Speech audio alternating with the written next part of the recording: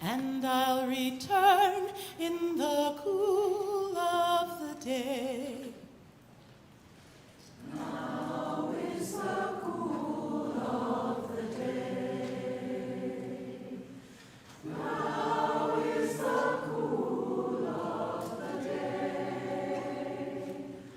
Oh, this earth is a garden, the garden of my Lord. And he walks in his garden in the cool of the day.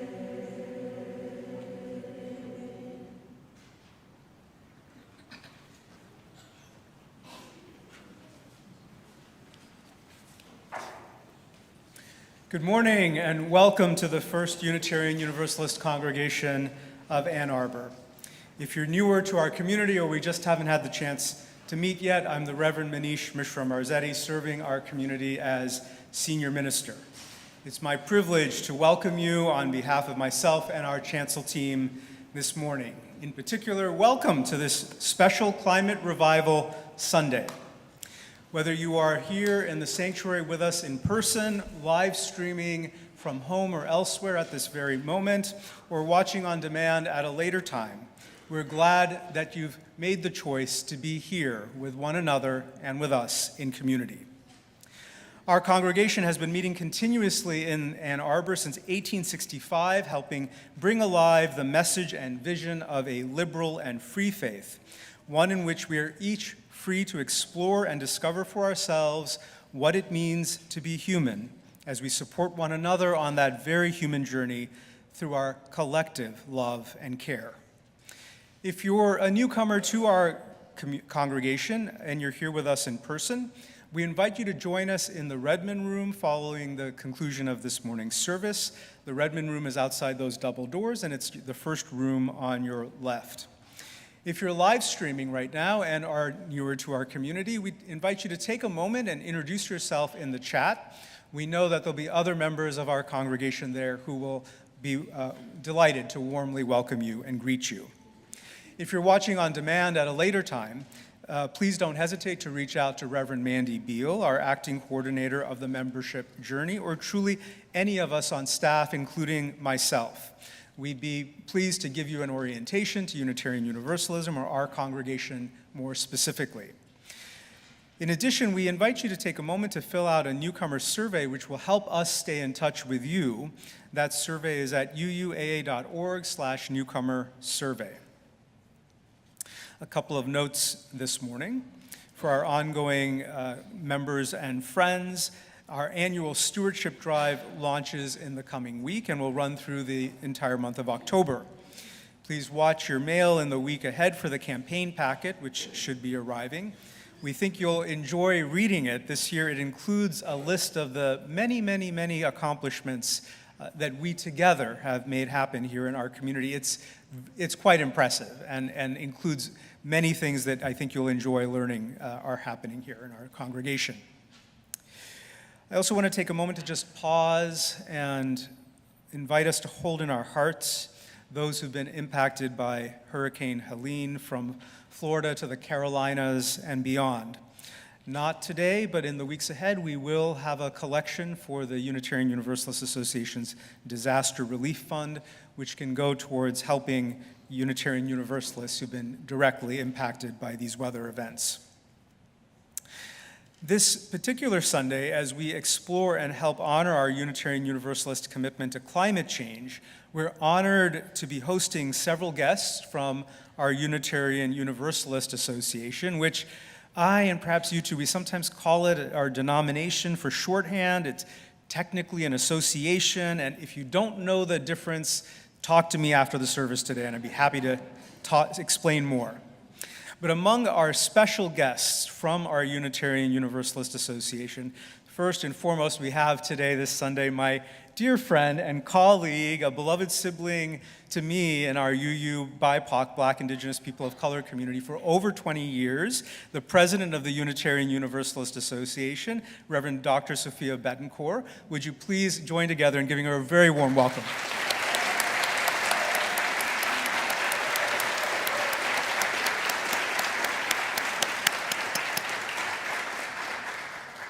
We're joined as well by Rachel Miss-Livy, the UUA's climate justice strategist, and the individual who helped design the Climate Revival Weekend that is taking place all across the country this weekend, including here in our congregation in Ann Arbor. We're so glad to have you with us, Rachel. Thank you for all your hard work.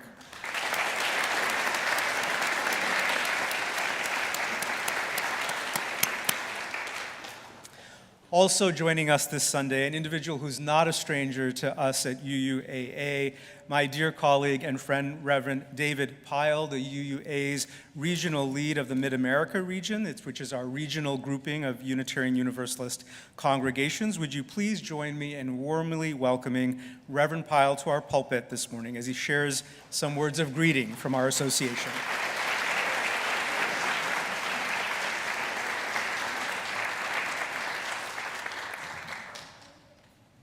Thank you, Reverend Manish, and good morning. Good morning. It is good to be back here with you all, with all the Unitarian Universalists from Ann Arbor, both here and beyond.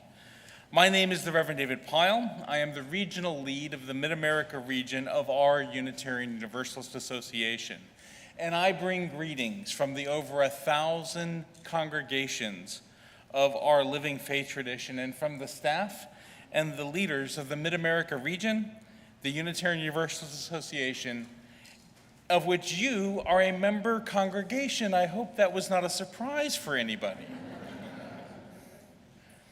I love the ministry that I and the Mid-America staff are called to be with congregations during challenging times, to help congregational leaders to remove the obstacles that might get in a congregation's way from living their mission, from bringing the values of our shared faith into the community and into the world.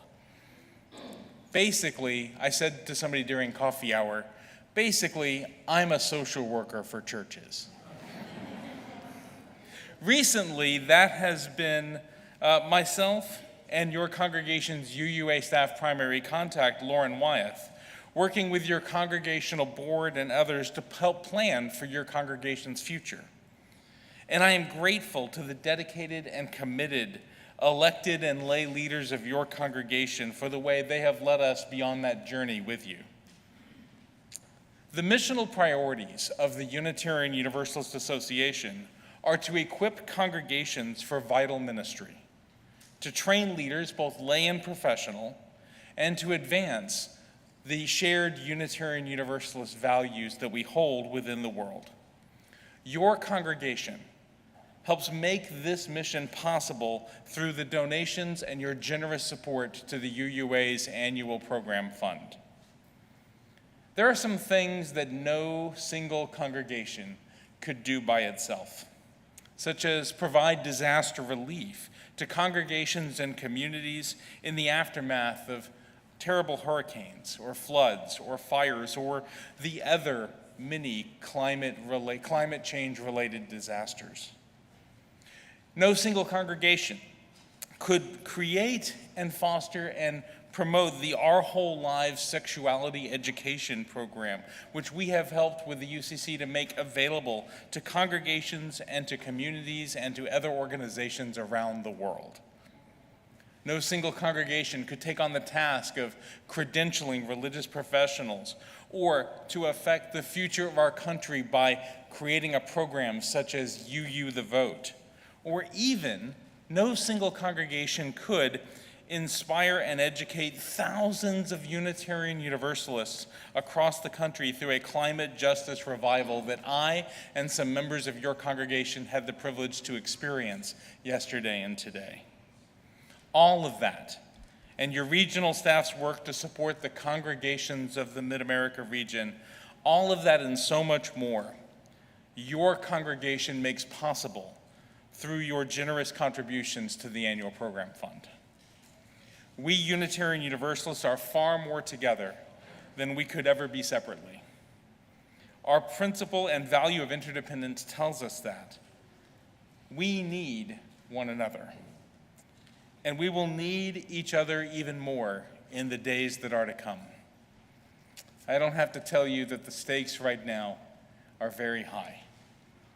A strengthened Unitarian Universalism brings hope and healing and justice and joy to a world that is in need of our presence and our values.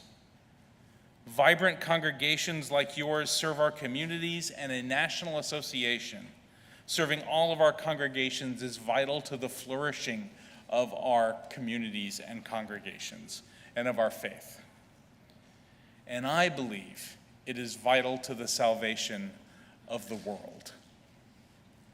I am so glad to be here with you all again this morning and to bring you greetings as a representative of our association, and to say thank you for your leadership, for the gifts that your minister and other religious professionals bring to our shared faith tradition, and the gift of your elected leaders in this congregation to our region and to our living tradition of Unitarian Universalism.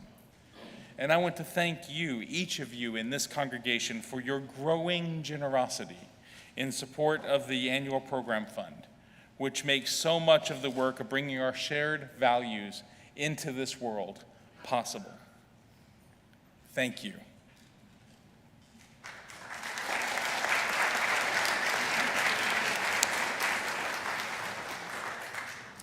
I now invite you to find a place of centering in your hearts as we move more deeply into our time together this morning.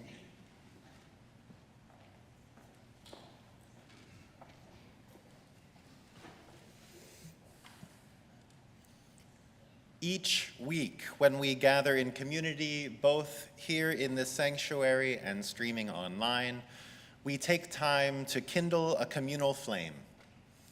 There is deep power in ritual, just as there is ancient symbolism in fire. Lighting a candle against the dark is an act of hope and of courage in what can at times feel like a cold, disjointed world. Just like planting trees in whose shade we might never personally sit is an act of hope in an ever-warming world. Ritual connects us to our past and to our future in much the same way that the energy of action that inspires our collective climate work connects us to the stewards of this, our Blue Boat home, those who came before us and those who will come after, living in the world we are co-creating with one another each and every day. I would like to invite the Chalice Sparks to join us on the chancel to light the chalice.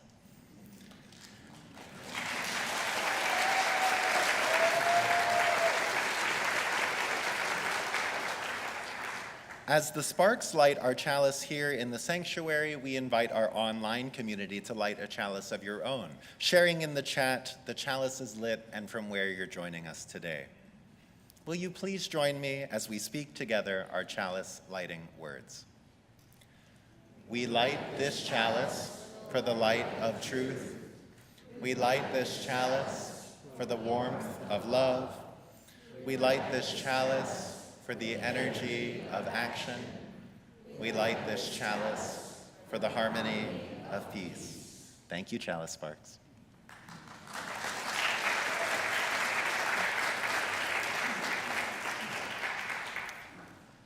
When we live with deep assurance of the flame that burns within, then our promise finds fulfillment and our future can begin.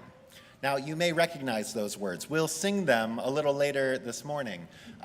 But folks, our future has already begun. They're sitting in front of us. Hold on to that flame that burns within. Keep it lit, keep it burning. And when you feel like your flame is burning a little low, come back to this place. Come home to this community. Remember that this is a community committed to keeping love burning at the center of all we do, that knows we do not have to think alike to love alike, a place of peace, a place with hands ready to lift you up when the weight of the world gets a little too heavy. Let's join together in renewing the words of our covenant with one another. The spirit of this church is love, and service is its law. This is our covenant with each other, to dwell together in peace, to search for truth in love, and to help one another.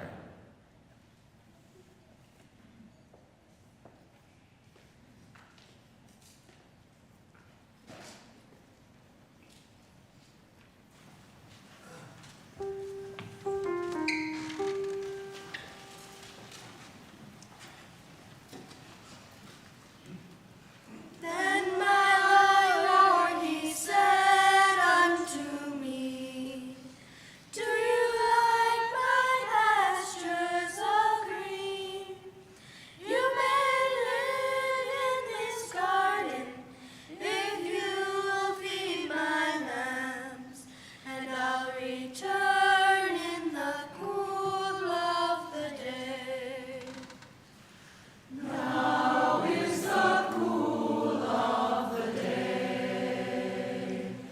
Now is the cool of the day.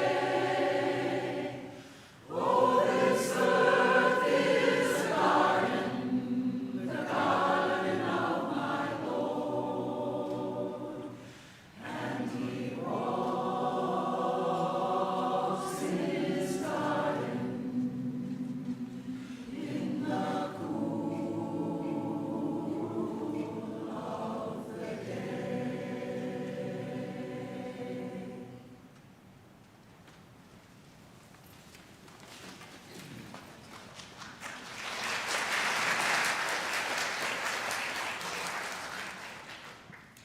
Hello, everyone. My name is Rachel Miss Levy, and I am your climate justice strategist on the Side with Love team at the UUA.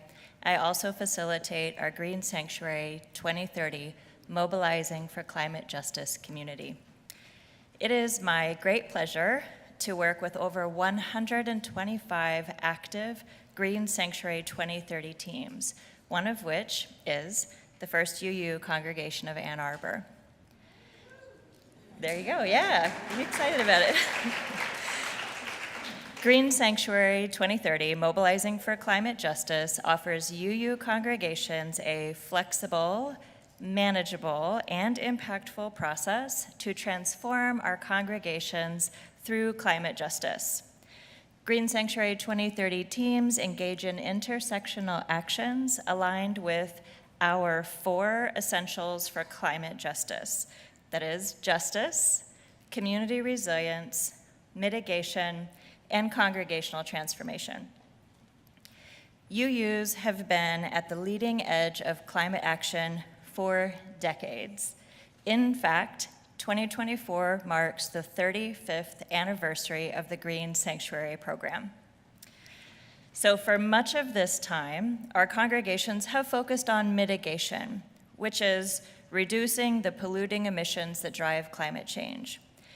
Mitigation is a critical piece, but it's not enough. We also need to build community resilience, cultivating communities of care that are prepared for and can come together to respond to the climate disasters that are so common in our world today. To realize a world where all communities thrive, our climate actions must center justice. We need to understand the ways that oppression shapes our communities and to work together with those most impacted by climate injustice and extractive systems of harm. For many congregations, the justice essential is the hardest part, or as I like to say, the essential with the most potential.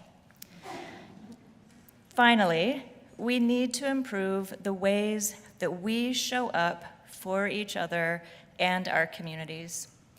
Changing our organizing culture from one that is transactional and extractive and leads to burnout to one that centers love and justice can bring joy, laughter, and fun to this work of climate action that can otherwise sometimes feel overwhelming and discouraging. Which brings me to the Green Sanctuary 2030 work at the First UU Congregation of Ann Arbor. There are so many wonderful things that I could say about your congregation and the work that you've done. It's so inspiring to me. And really what is the most inspiring to me is the way that your congregation has truly embraced congregational transformation. We learned about this in a Green Sanctuary 2030 community meeting called Surprise Lessons in Congregational Transformation, where the amazing Ed Lynn and Sandy Simon explained how the Green Sanctuary team changed from a small group of folks walking around with a clipboard, checking things off and taking credit for the congregation, to embracing an approach that lifts up and expands work already in progress, brainstorming new work, encouraging new leadership, and facilitating new collaborations with community partners.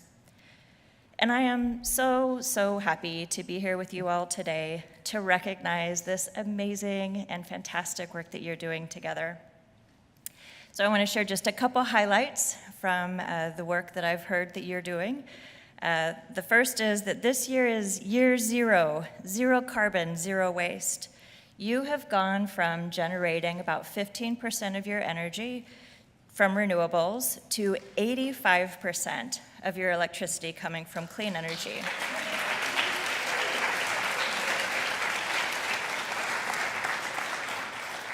This renewable energy plus the weatherization efforts that you've done has gotten your congregation to net zero electricity usage, which is fantastic.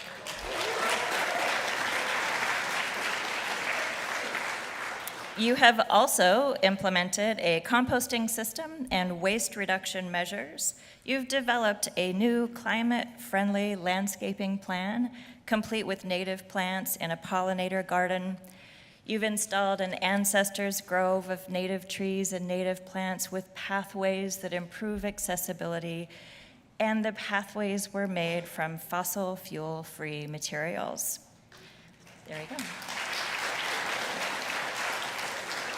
And finally, for your justice work, you built on a 25-year-long partnership with Habitat for Humanity, encouraging Habitat to increase the energy efficiency in homes that also improves the indoor air quality for your neighbors who are living in these now much healthier Habitat for Humanity homes. And so now we're going to have some fun. Because this Green Sanctuary 2030 recognition honors the work of the full congregation, we're going to ask everyone to show us what you've done as individuals. So every one of you should have a flag nearby you, right? Yeah, I see your flags. When we call out an action that you have helped with, we want you to raise your flag and keep it up, all right, until we say to put it down, okay? So those of you who earned Green Sanctuary 2030 recognition, raise your flag in the air if you donated to the capital campaign that paid for our new solar panels. Beautiful. Raise your flags and keep those up if you donated to UUAA's Healthy Home Project to weatherize homes in Ypsilanti. If you used the environmental tips in the green corner column in the weekly news. If you attended a vegan potluck here at UUAA. If you created artwork or poetry to display on Earth Day. If you attended UUAA Earth Day celebrations in 2023 or 24. Keep your flags up if they're up. If you helped others get their compostables into the right containers in the social hall. If you put your own compostables into the right bin in the social hall. If you brought your own dishes to family fun night. If you used ceramic mugs for coffee in the social hall. If you recycled craft materials with the Fiber Arts group. If you participated in the 2023 Carbon Footprint webinars, an A2 Climate Teach-In, or a UUAA forum on A2P2 or how to compost. If you planted or tended native plants in our memorial garden. if you planned, procured, or cared for the trees in the ancestors' grove, if you helped maintain the UUAA's walking trails, if you went on an eco tour of our land, if you came today to celebrate the Green Sanctuary 2030 recognition, there we go. So look around, folks, and see how this work, this transformational work that you have done is not the work of a handful of people, but it is indeed the work of every single one of you. You are all a part of it. And I would now like to ask Reverend Manish to come join President Sofía and I to receive this certificate of recognition on behalf of the First UU Congregation of Ann Arbor. Okay. So let's have a raucous round of applause here, y'all, for this great work.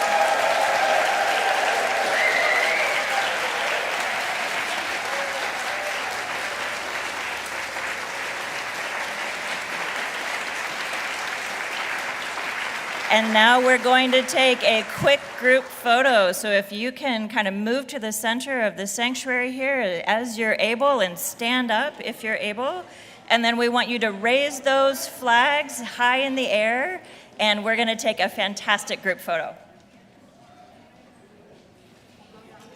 You all look so good. There's no hurry, take your time, I can wait. If your arm's tired, I'll tell you when to raise it, just, you know. Yeah, absolutely. Can rest for a second. All right, still moving. Let's see. Wow. Okay. Okay, we're gonna take it. Raise your flags, raise them high. Here we go, 1, 2, 3. Oh, this is great. Let me do one more, hang on. Typical photographer, right? Okay. All right, 1, 2, 3. Green Sanctuary. Well, while we're standing anyway, thank you.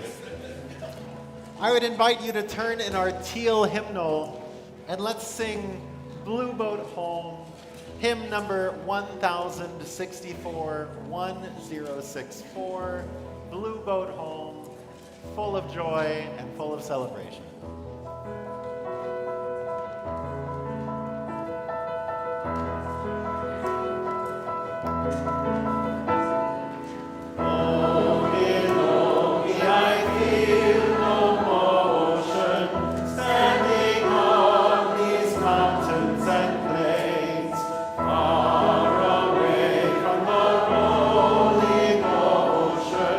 Still my dry land heart can say.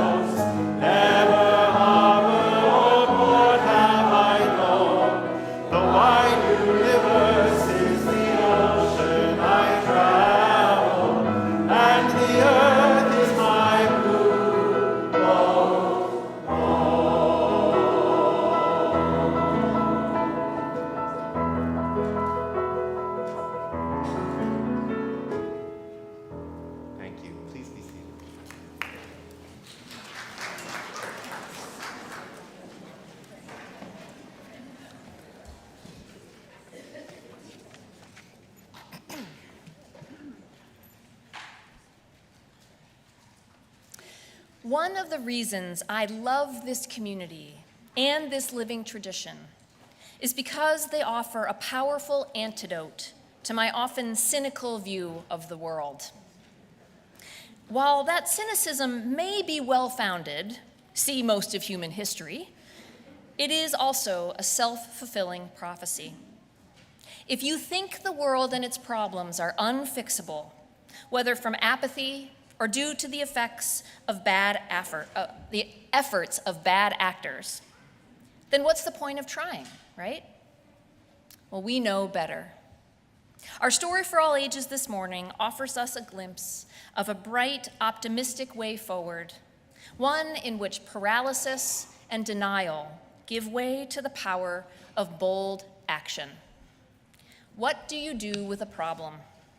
Written by Kobi Yamada, illustrated by May Bessam.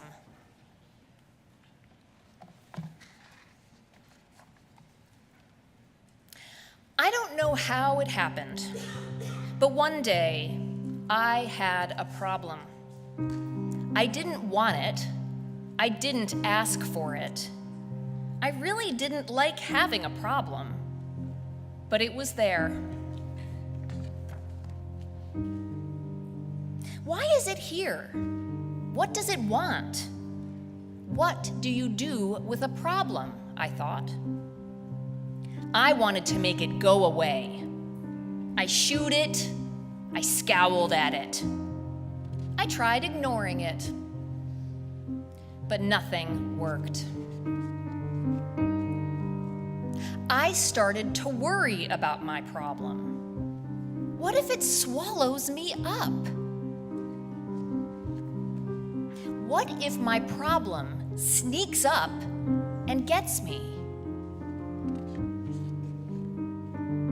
What if it takes away all of my things? I worried a lot. I worried about what would happen. I worried about what could happen. I worried about this and I worried about that. And the more I worried, the bigger my problem became. I wished it would just disappear. I tried everything I could to hide from it. I even found ways to disguise myself. But it still found me. And the more I avoided my problem, the more I saw it everywhere. I thought about it all the time. I didn't feel good at all. I couldn't take it anymore. This has to stop, I declared. Maybe I was making my problem bigger and scarier than it actually was. After all, my problem hadn't really swallowed me up or attacked me. I realized that I had to face it. So, even though I didn't want to, even though I was really afraid, I got ready and tackled my problem. When I got face to face with it, I discovered something. My problem wasn't what I thought it was. I discovered it had something beautiful inside. My problem held an opportunity. It was an opportunity for me to learn and to grow, to be brave, to do something. It showed me that it was important to look closely because some opportunities only come once. So now I see problems differently. I'm not afraid of them anymore because I know their secret. Every problem has an opportunity for something good. You just have to look for it. The end.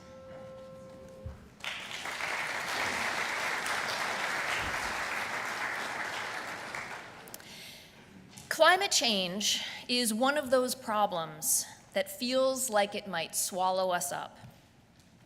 And we as a species have tried to hide from it, to pretend it doesn't exist for far too long. The problem has gotten bigger and bigger, and global political solutions often seem further away than ever. And yet, I feel hopeful. How could I not on a day like today? I feel hopeful because of you, because of the commitment that this community puts into action every day. As Rachel said, we go well beyond mitigating the effects of climate change.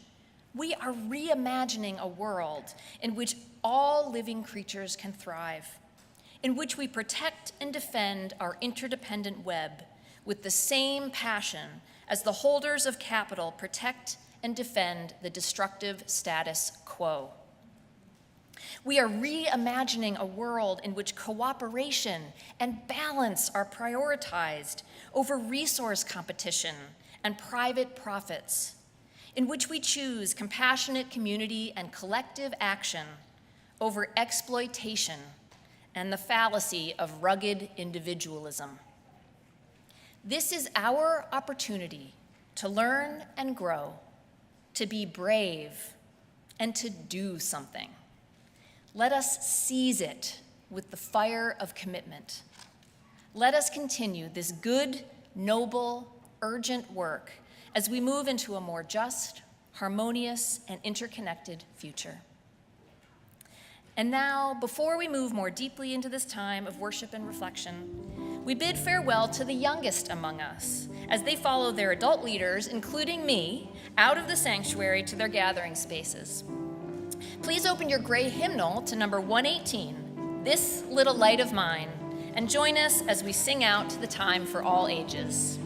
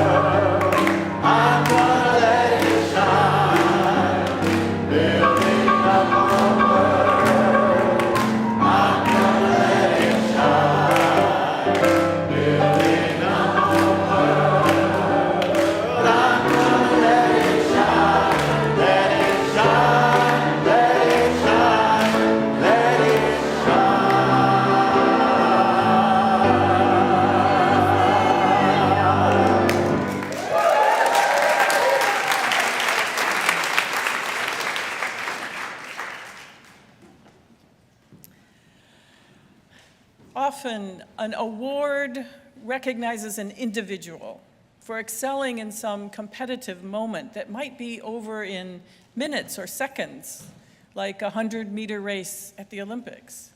So it struck me how beautiful it is to see this congregation awarded recognition for a collective endeavor that has taken place over years.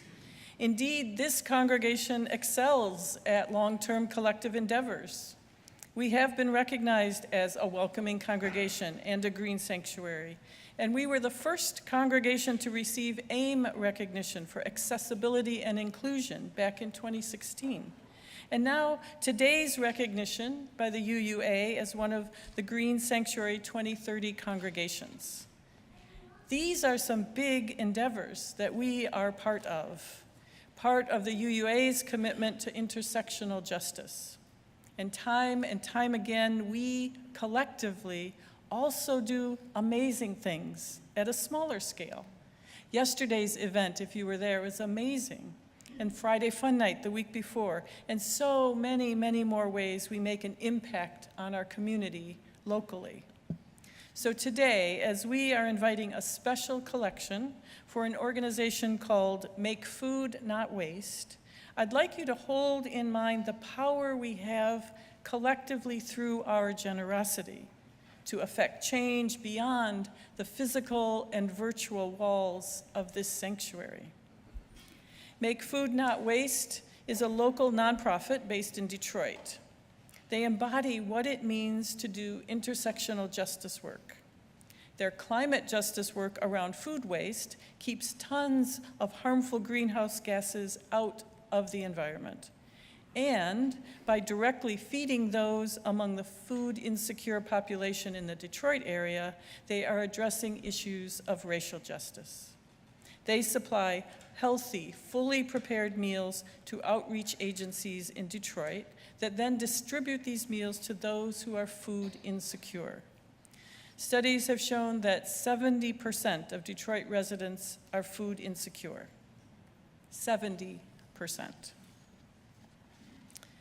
We are delighted that the executive director of Make Food Not Waste, Danielle Todd, will be in the social hall after each service at the food justice table. So please do stop by and chat and learn more about the amazing program. So now I invite you to give as generously as you are able, and know that no gift is too small. And if a financial contribution is just not a possibility due to any life circumstances right now, know that that is okay. There are many ways to give, and we try to make this as easy as possible for you, including the online options, UUAA.org/giving, or you may text UUAA to 73256. And a very easy way is to drop cash or checks in the baskets as they come by. So dear friends, remember that we, this congregation, our members, our friends, our visitors, have power in collective generosity. Do not take it for granted if you have easy and consistent access to healthy food. Your help today will make a difference to those who do not have such access. I invite the ushers to come forward now as today's special offering for Make Food Not Waste is gratefully given and received. Circle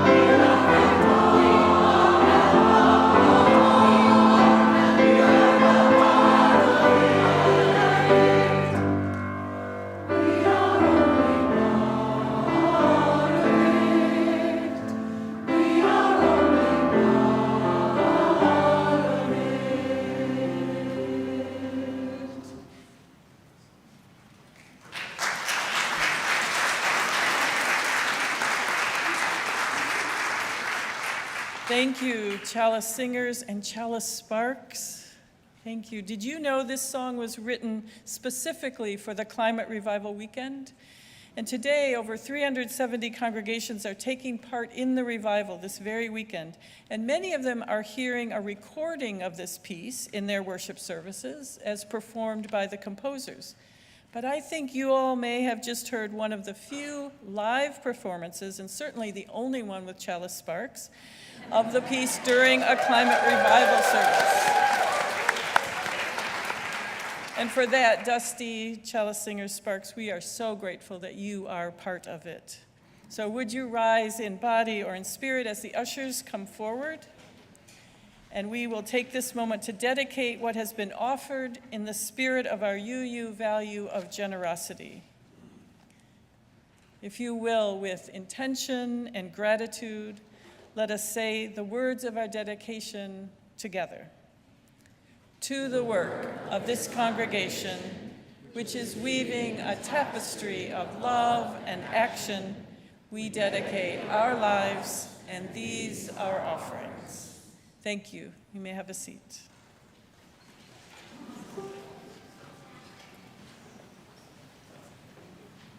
And my Lord, he said unto me, do you like my garden so free?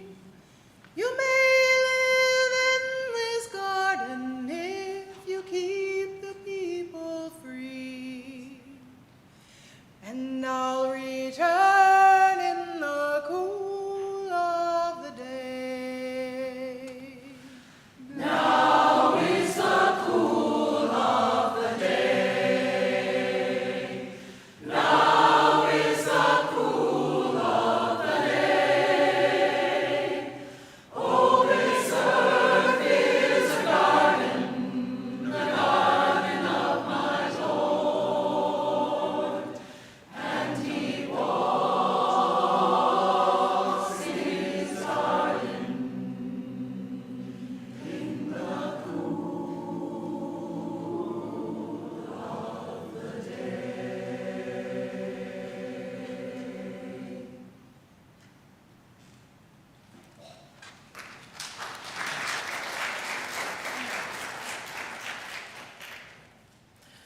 Indeed, beloveds, we are called to set the people and earth itself free. Thank you, choir. Thank you, choir. Right?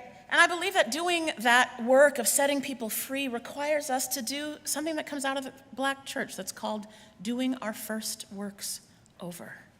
Have you heard about this practice? Part of what I like about it is that it not only invites us into reflection, but it invites us to see every moment, every morning, every opportunity as a time to renew, to rebuild, to try again, to reimagine, which is why we are here. Right? So this morning, I want to tell you a UU story, one that you've probably heard in a very different form from the one I plan to tell you. And I want to remind us that reclaiming the fullness of our stories, centering justice, centering our impacted communities, allows us to live into the liberation we are called to together. But I want to begin with our planet. When Earth itself rotates on its axis, the spinning pull of that gravitational field, anchors existence as we know it. I think all beauty, all loss, all struggle, all survival is affixed in this lifetime to the good blackness of rich soil by our dancing, rotating home. And that circling grounds me every time I sit before a simple spinning wheel, wool in hand and feet in motion. Have any of you spun unspun fibers into yarn before? Thank you. I'm excited. Both services we have had spinners in the room. That's not always the case. If I'm honest, that practice of hand spinning, of creating yarn from unspun fiber and manual labor, it frees my mind from the unhelpful stressors of the day, and it opens me to contemplative practice. There's joy in the return to a simple spinning wheel. the rhythm of feet on treadles, keeping that wheel in motion, the recurring pinch, pull, release. A few of you know about this, right? Of the fiber itself, the trust that the wheel will actually draw that yarn onto itself without breaking it, so long as my balance remains. All of these serve to reorient body and spirit into the intricate requirements that can sustain us in our living. Equilibrium, balance, they lie at the center of earth wisdom. And our Unitarian Universalist tradition holds the teachings of transcendentalism as a proud theological inheritance, and it should. And here too there is a desire for that balance, for new knowledge born of relationship with earth. Some of the most beloved teachers of our nation's environmental tradition were transcendentalist thinkers that we hold as religious ancestors of our liberal and liberating faith tradition. They taught the unity of God and the possibility of human progress. And over time, through the writings of Margaret Fuller, Ralph Waldo Emerson, Henry David Thoreau, among others, you've probably heard these names, they centered the natural world in their quest for the elevation of human society and human living. Theirs was a collective imagining of our community thriving. Now, Thoreau in particular came up with the idea that our interconnection with wilderness, with earth itself, in its purest form, serves as a vital center to our moral development and to our understanding of all life. And we claim his story as one that grounds our shared values for interconnection, for sustainability, for repair and renewal of earth. And we bring it into our dialogue about the work of justice. So as Unitarian Universalists, I think we have a significant responsibility for Thoreau's legacy and how it can be used to promote climate justice or to silence the reality of environmental racism that weaves forward from the violence of our nation's founding through to today. Beloveds, we have not always used this story to build our capacity for community care, and I think we should. Now, let me begin by owning that I didn't know the full details of this story myself. Some of you may. Or you've probably heard that Thoreau based his claim of wisdom born of relationship with earth in part on his famous 2-year retreat at Walden Pond, which is captured in his writings in Walden. And in that time of contemplation, he centered and expanded his sense of neighbor love and community to include the specific birds, trees, and experiences of land that he witnessed in Walden Woods.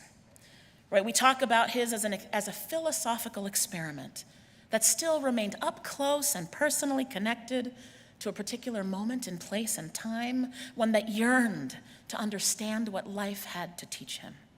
Does this story sound familiar? A little bit? But what we tell of Thoreau's analysis usually doesn't extend to the fullness of human expression. Right? I've learned that Thoreau's retreat is not limited to birdsong or the character of winter mornings, as beautiful as those writings are. He set out inspired by the heroism and independence of those who were formerly enslaved, and he wanted to experiment with living independently like they did. Does this sound like a new version of this story to you? Have you spent some time making fun of Thoreau for letting his mother do his laundry while he was on retreat? Oh, I have to confess that, I really enjoyed that story, and I had to learn more. I had to learn more about this history, right?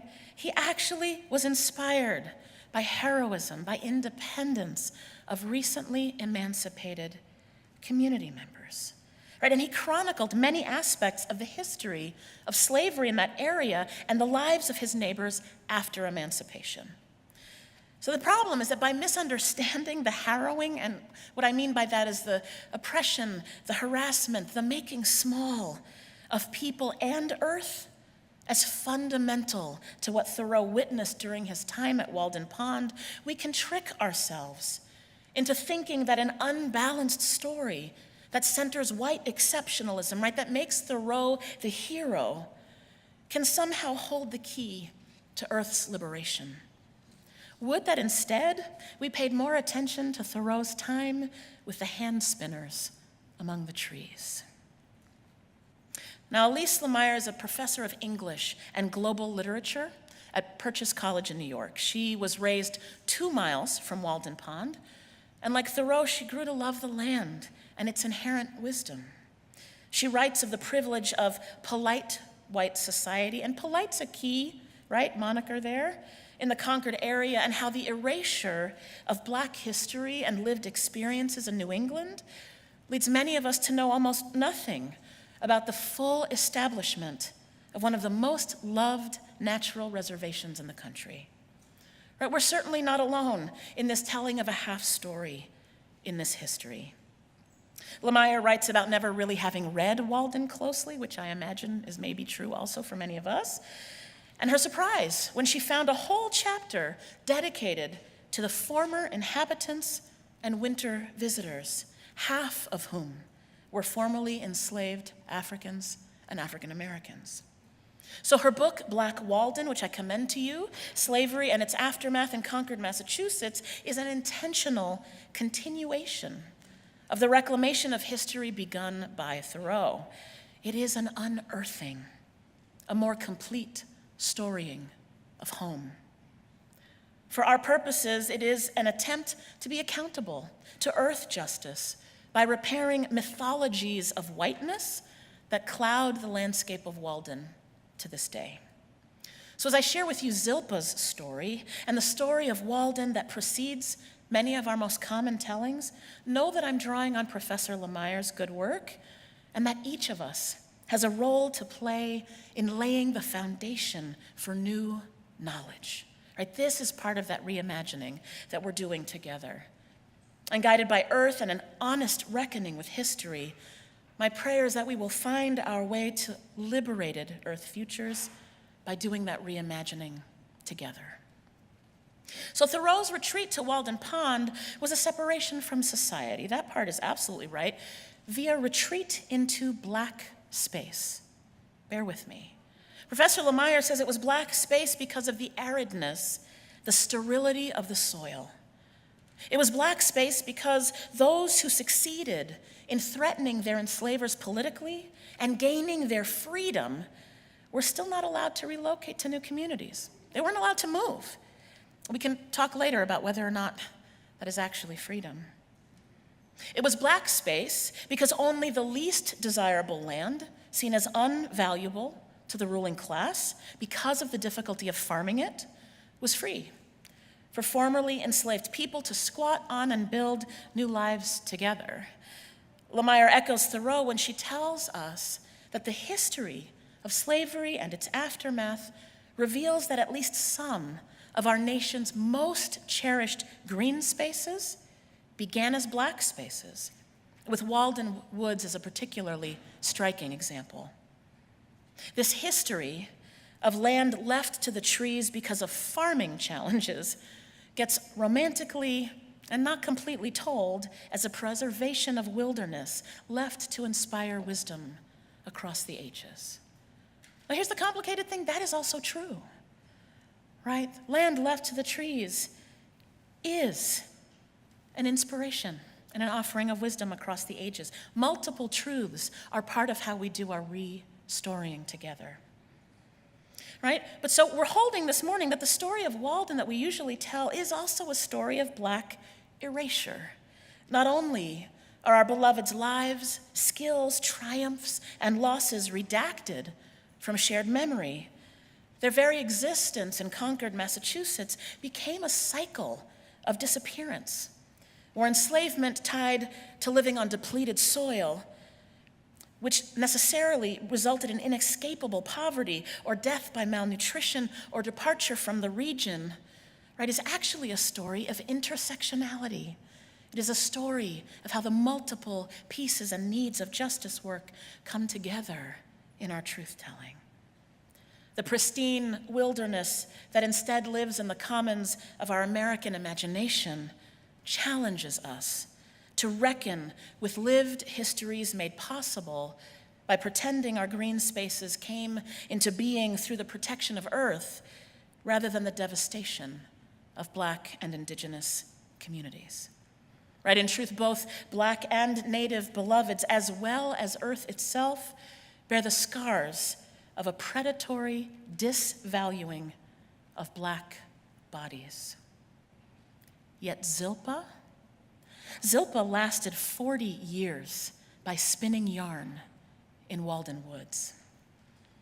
Many women, after their release from enslavement, would stay on as paid laborers. Remember, they weren't allowed to move out of the community, often in the same houses where they had been enslaved. Some looked for new families to serve, and others did their best to find work that would at least promise them room and board. But Zilpah chose complete independence. She lived on a thin strip of depleted land at the edge of Walden Woods. Her one-room cabin was similar to that one where Thoreau took on his retreat, but hers was born of necessity, not experimentation.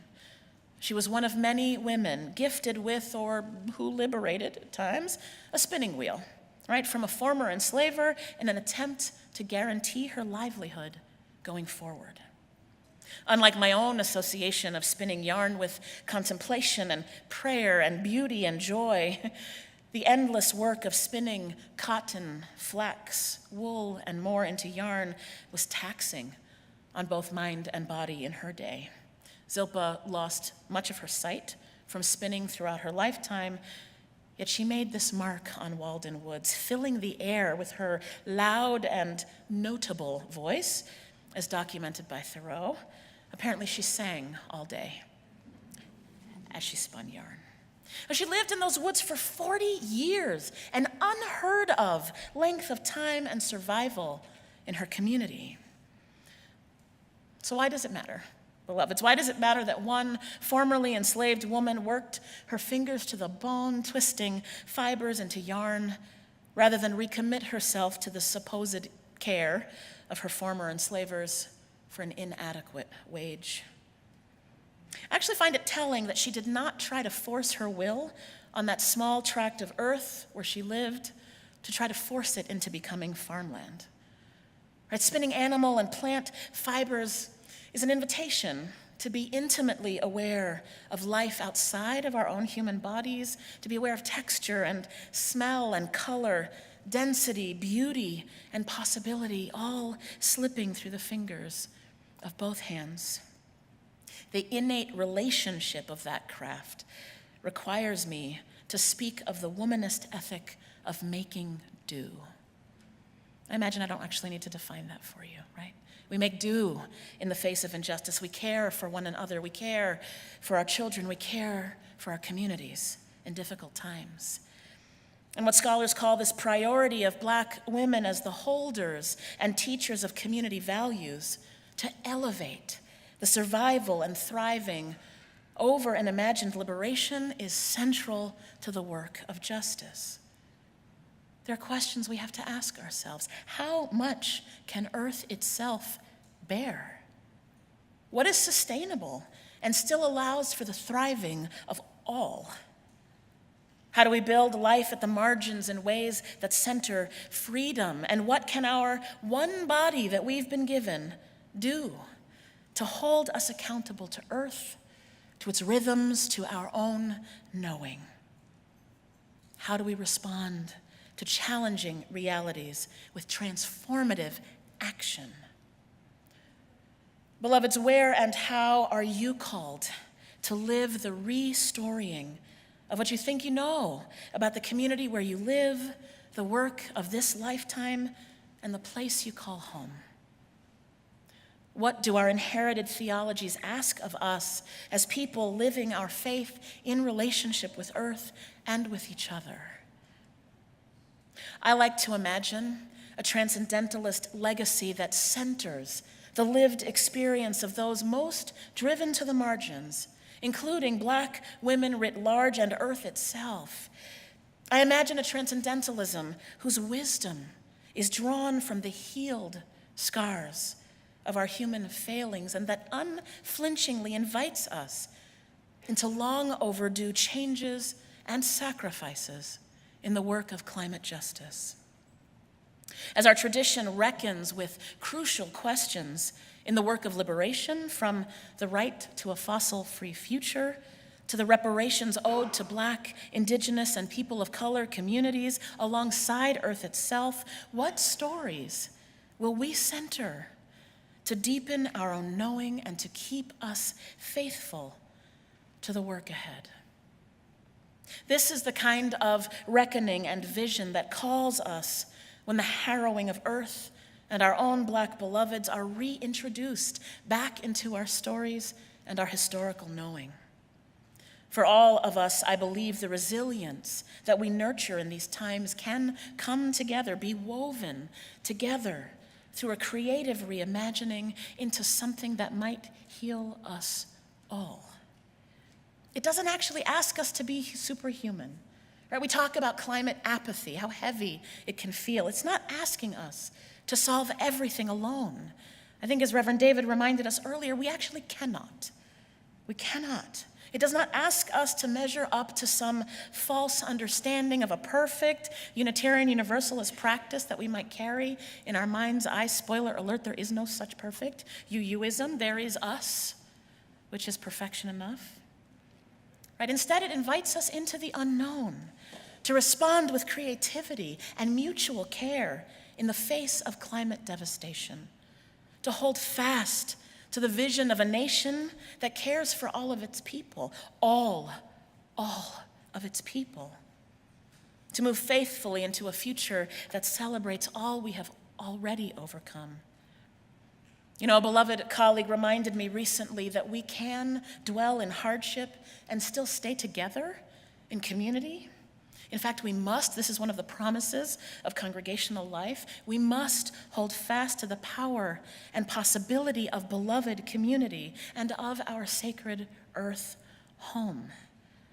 And we're uniquely suited to this. As Unitarian Universalists, this is the good news, because our tradition is built on a foundation of inquiry, on a legacy of environmentalism, which we are reimagining into a new future, and on an ability to sit with uncertainty.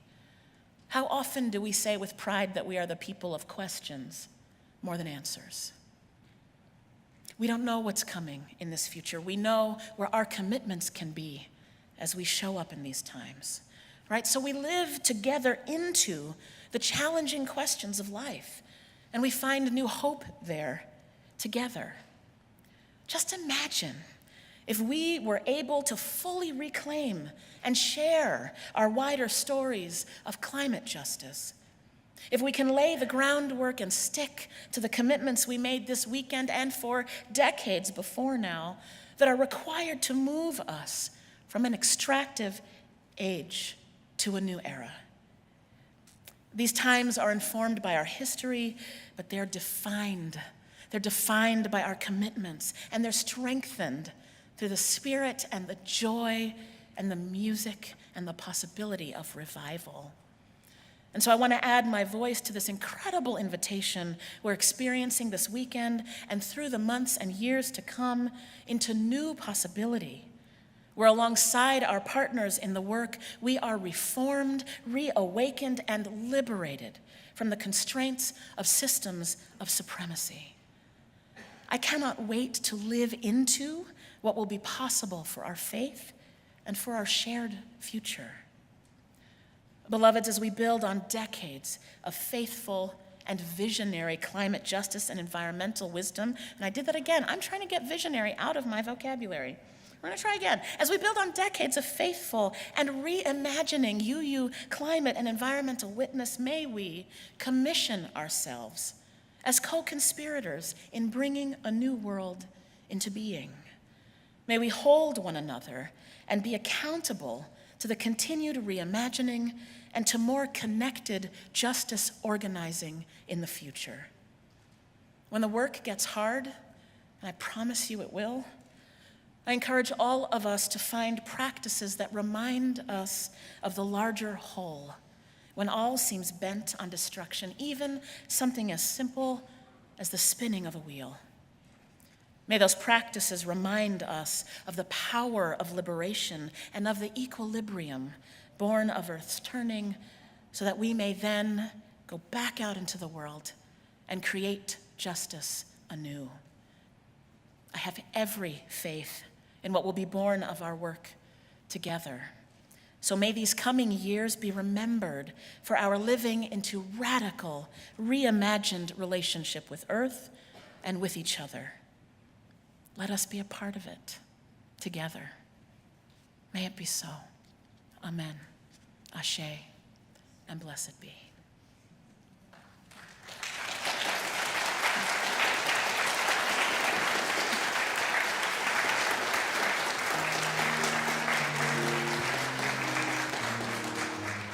I invite you to rise in body or in spirit and turn once again to our teal hymnal as we sing about that commitment. Hymn number 1028, Fire of Commitment, hymn number 1028.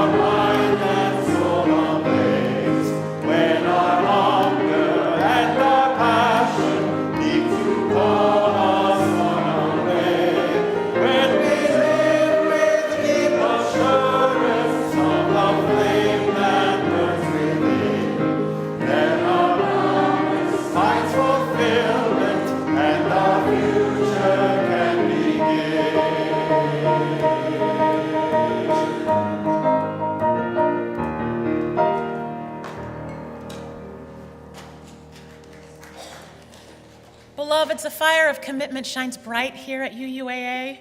I have every confidence that you and we will be a part of this renewing, reimagining, hope-filled work. When the path gets tough, remember all that you have to hold on to. Come back to your center, come back to one another, and begin again. We can be in this ministry together. I have every faith in us going forward. Thank you and congratulations for the recognition of your profound work. Go in love, go in peace and possibility. Amen.